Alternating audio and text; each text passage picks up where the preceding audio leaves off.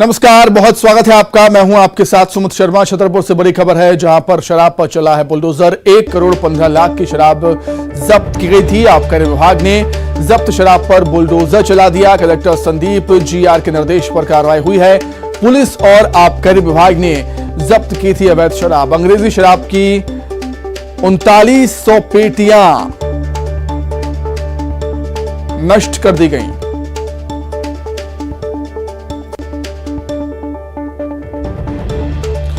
ये तस्वीरें आप देख सकते हैं किस तरीके से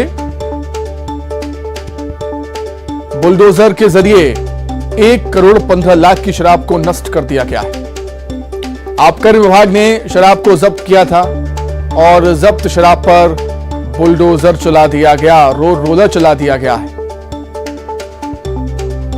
कलेक्टर संदीप जीआर के निर्देश पर यह कार्रवाई हुई है। पुलिस और आबकारी विभाग ने अवैध शराब जब्त की थी। अंग्रेजी शराब की 3900 पेटियां जब्त हुई थी, जिस पर रोलर चला दिया गया और उनको नष्ट कर दिया गया है। छतरपुर की ये तस्वीरें आपके सामने टीवी स्क्रीन पर, जहां पर अवैध शराब को लेकर सख्ती बरती गई है। 1 करोड़ 15 लाख की शराब जब्त हुई थी। आबकारी विभाग ने शराब को जब्त किया था। अधिक जानकारी के लिए हम सीधे छतरपुर का रुख कर लेंगे। नरेंद्र सिंह परमार हमारे साथ जुड़ गए हैं इस समय लाइव। नरेंद्र, एक बड़ी कार्रवाई हम कह सकते हैं अवैध शराब को लेकर प्रशासन और पुलिस की तरफ से देखने को मिली है।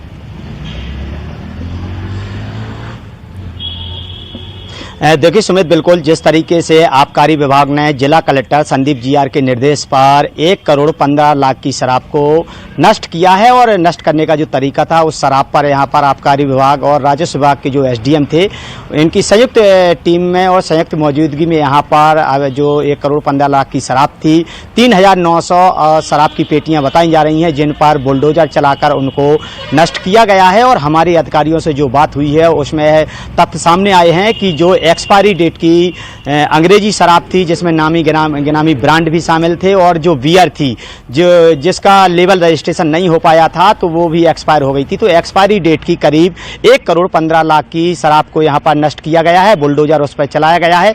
इस पूरी कार्रवाई को छतरपुर शहर के महोबा रोड पर अंजाम दिया गया है, चूंकि शहर के आसपास उसकी बदबू फैलती, जिससे लोगों में संक्रमण फैलने का खतरा था। लेकिन उसको शहर से करीब 6 किलोमीटर दूर ले जाकर खुले मैदान में इसको यहाँ पर बुलडोजर चलाकर शराब को नष्ट किया गया है। और 1 करोड़ 15 लाख की शराब बताई जा रही है, जिसमें 3900 शराब की पेटियां हैं, जिसमें इंग्लिश शराब और बियर की बोतलें शामिल हैं। जी बिल्कुल नरेंद्र, आपसे जानना चाहूंगा, बड़ी मात्रा में जो अवैध शराब जब्त हुई है, क्या वो छतरपुर जिले से ही जब्त हुई है या फिर उससे लगे अलग अलग जिलों से भी ये अवैध शराब को जब्त किया गया था?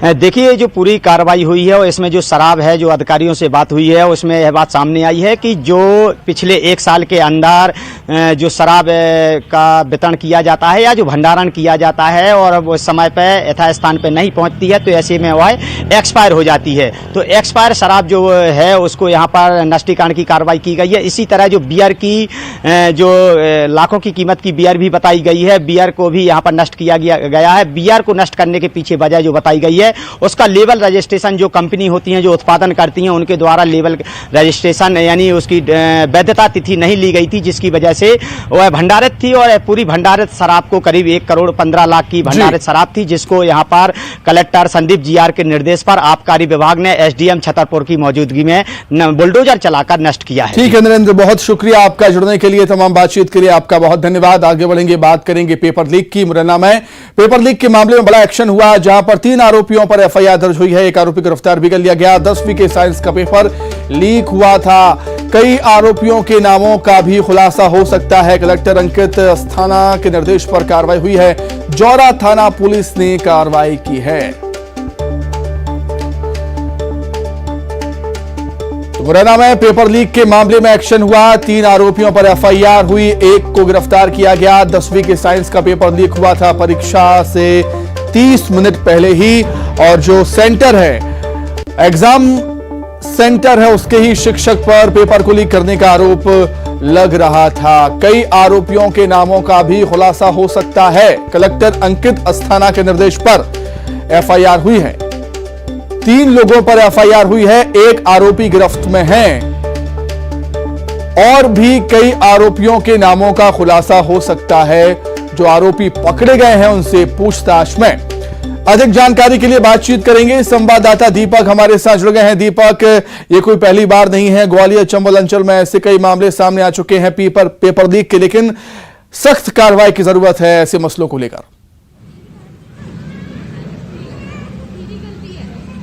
जी बिल्कुल सुमित, यहाँ पर पेपर लीक होने की घटना पहली बार नहीं हुई है। आपने बिल्कुल सही कहा है। ग्वालियर चंबल जो इलाका है, इस चीज के लिए नकल की बात करें चाहे पेपर लीक होने की बात करें, इस चीज के लिए लंबे समय से ये बदनाम रहा है। और आज फिर से जब 10वीं बोर्ड परीक्षा में साइंस का पेपर लीक हुआ है, उस मामले में प्रशासन ने बड़ा एक्शन तो लिया है। 3 आरोपियों पर एफआईआर दर्ज की है, एक को गिरफ्तार कर लिया है, लेकिन एक कड़े एक्शन की जरूरत है, क्योंकि जिस तरह से खुलेआम ये पेपर वायरल किया है, ड्यूटी के दौरान शिक्षक ने ही ये पेपर वायरल किया है, तो कहीं ना कहीं कई जगह उनके तार जुड़े हुए होंगे। कई कोचिंग जो निजी कोचिंग संचालक हैं उनसे ये जुड़े हुए होंगे ताकि कोचिंग के बच्चों को लाभ दिलाया जा सके। इस तरह की बात कलेक्टर ने भी कही है और कहीं ना कहीं इस तरह का मामला निकलेगा भी, क्योंकि इस तरह की जो पेपर लीक की जो प्रक्रिया है एकदम से सेंटर के अंदर से आधा घंटा पहले ही लीक कर दी गई, तो कई बच्चे तो ऐसे होंगे जो 25 से 30 नंबर की जो ओटी रहती है उनको अंदर जाने से पहले ही साथ में लेकर गए होंगे। दूसरा जो कई तो नकल भी लेके गए होंगे, तो निश्चित तौर पर ये कोचिंग के बच्चों को लाभ पहुंचाने के लिए भी हो सकता है और इस पर कड़े एक्शन की जरूरत है, क्योंकि केवल 3 लोगों पर एफआईआर हुई है और इस मामले में कई और नामों का खुलासा हो सकता है। इस तरह की बात भी कही जा रही है।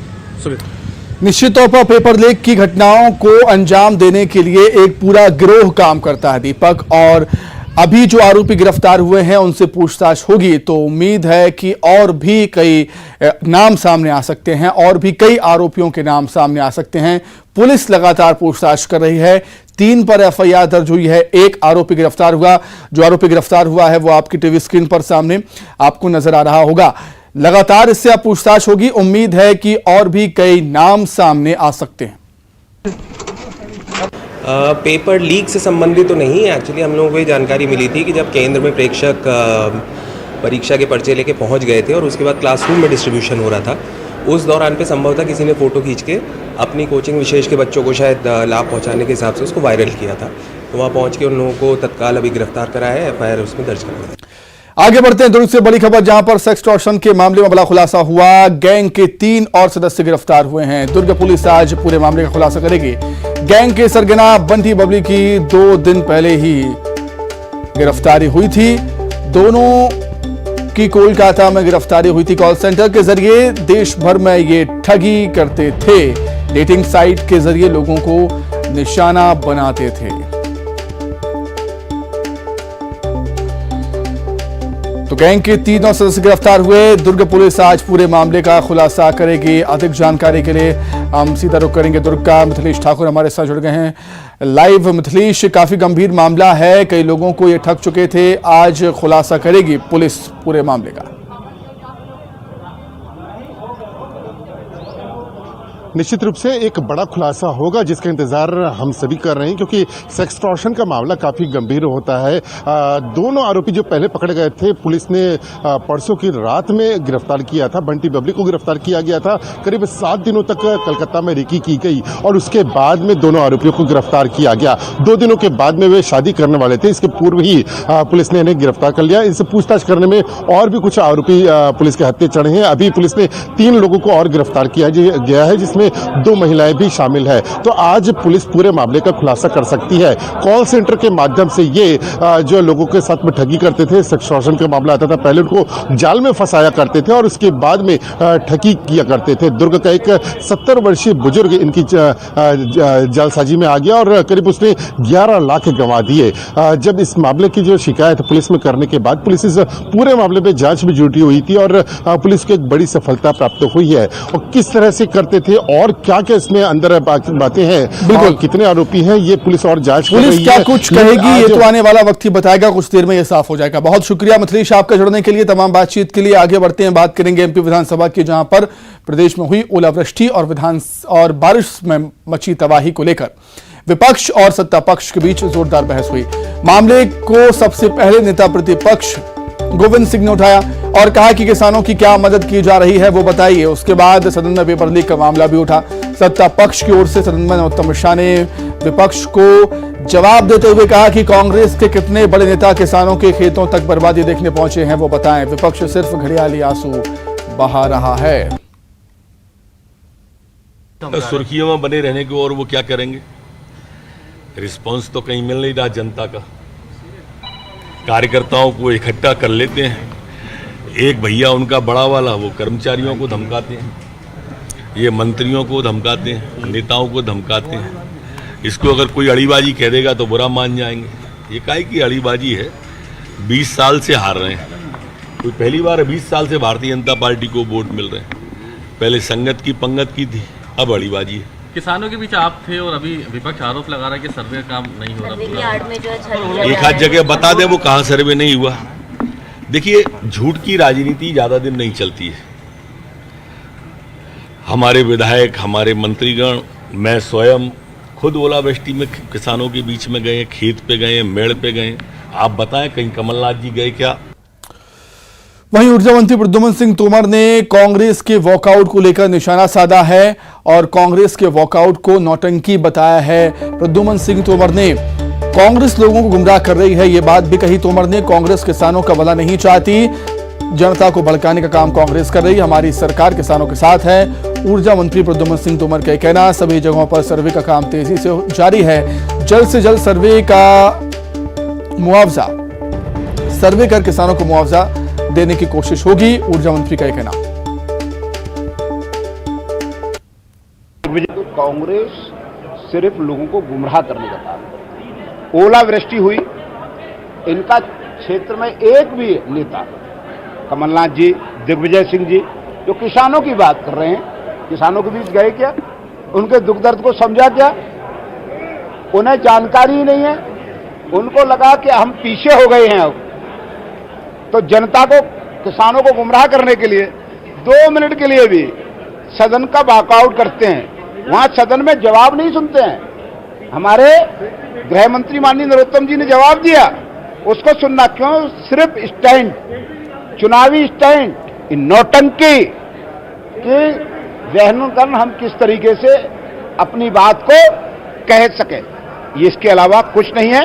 हम सर्वे भी करा रहे हैं, हम किसानों को मुआवजा भी देंगे। हम किसानों के विपत्ति के समय में हमारी भारतीय जनता पार्टी की सरकार किसानों के साथ है। बहुत लंबा वक्त हो। प्रदेश में हुई ओलावृष्टि को लेकर सीएम हाउस में बैठक हुई। फसल नुकसान को लेकर सीएम ने जानकारी ली है। 20 जिलों में हुई बेमौसम बारिश और ओलावृष्टि से जो नुकसान हुआ है किसानों का, उसकी समीक्षा की है सीएम शिवराज ने। 6 से 8 मार्च तक सर्वे का काम पूरा हो चुका है। वहीं 25 से 29 मार्च तक सर्वे का काम पूरा हो जाएगा, ये बात भी कही है सीएम शिवराज सिंह चौहान ने। और सभी जगह सर्वे दल गठित हुए हैं। सीएम शिवराज सिंह चौहान ने अधिकारियों को सख्ती से निर्देशित किया है। मध्य प्रदेश की सरकार किसान भाई और बहनों के साथ है, ये भी आश्वासन दिया है। अधिकारियों को सख्त निर्देश मिले हैं सीएम शिवराज की तरफ से। सर्वे में लापरवाही और गलती बर्दाश्त नहीं होगी। पंचायत दफ्तर में सर्वे की पूरी रिपोर्ट होनी चाहिए, सीएम शिवराज का ये कहना।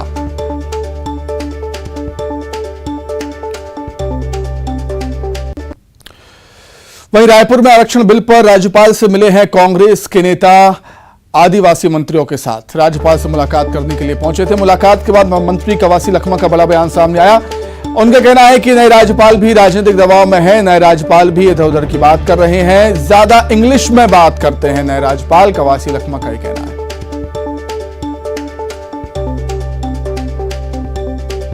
राज्यपाल से मिलने से पूरा तो संतुष्ट नहीं है, लेकिन राज्यपाल ने बोला है कि मैं देखूंगा, पढ़ूंगा, संविधान क्या है, कैसा है। अब जरूर कोई ना कोई रास्ता निकलेगा। इस टाइप का माननीय राज्यपाल ने बात किया। वो इंग्लिश में ज्यादा बात करता है, हमारे लोग इंग्लिश में बात किए। उसके बाद हमारा संरक्षक हो, इसलिए हमारा पूरा भरोसा है कि हमारे पढ़ने वाले बच्चे हो, लड़के हो, इसमें पीड़ित है, उनको लाभ मिले। यही हम लोग निवेदन किया है। लगता है कि राजनीतिक दबाव है? हमको पूरा दबाव है, पूरा गू आ रहा है। ये भारतीय जनता पार्टी का दबाव है। तो वही राज्यपाल पर टिप्पणी के मामले में रमन सिंह ने बयान दिया है। उनका कहना है कि राज्यपाल पर राजनीतिक टिप्पणी सिर्फ छत्तीसगढ़ में ही हो रही है, हिंदुस्तान में ऐसा कहीं नहीं होता। पूर्व सीएम रमन सिंह ने कहा, राज्यपाल विधि विशेषज्ञों से सलाह लेकर कोई फैसला लेते हैं।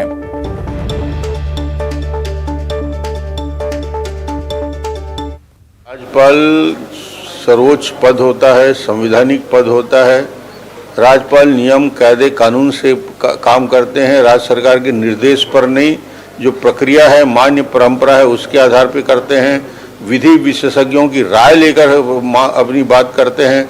इस प्रकार की राजनीतिक टिप्पणी गवर्नर के ऊपर किया जाना छत्तीसगढ़ में ही देखने को मिलता है। हिंदुस्तान में और कहीं राज्यपाल के ऊपर इस प्रकार की कमेंट नहीं। इनके मंशा के अनुरूप गवर्नर थोड़ी चलेगा, कायदे कानून नियम से प्रक्रिया से चलेगा। किसी के कहने से और दबाव से सरकार यदि दबाव डालेगी। आइए अब सीधे जबलपुर का रुख करेंगे, जहां पर सीएम शिवराज सिंह चौहान पहुंचे हुए हैं। रानी अवंतीबाई लोधी के बलिदान दिवस पर कार्यक्रम का आयोजन हो रहा है। कार्यक्रम में शामिल होने के लिए सीएम शिवराज सिंह चौहान पहुंचे। रानी अवंतीबाई लोधी की प्रतिमा स्थल पर कार्यक्रम का आयोजन है। बरकी बांध के पास ये कार्यक्रम हो रहा है। ये तस्वीरें आप देख रहे हैं। महिलाओं का, बेटियों का यहाँ पर सम्मान करते हुए सीएम शिवराज सिंह चौहान आपको नजर आ रहे होंगे। तो सबसे पहले यहाँ पर कन्याओं का पूजन सीएम शिवराज सिंह चौहान कर रहे हैं और ये सीधी तस्वीरें जबलपुर से आप देख रहे हैं। और बीजेपी के नेता भी आपको नजर आ रहे होंगे, विधायक जालम सिंह पटेल आपको वहाँ पर नजर आ रहे होंगे। और कन्याओं का पूजन, कन्या पूजन करते हुए सीएम शिवराज सिंह चौहान यहाँ पर।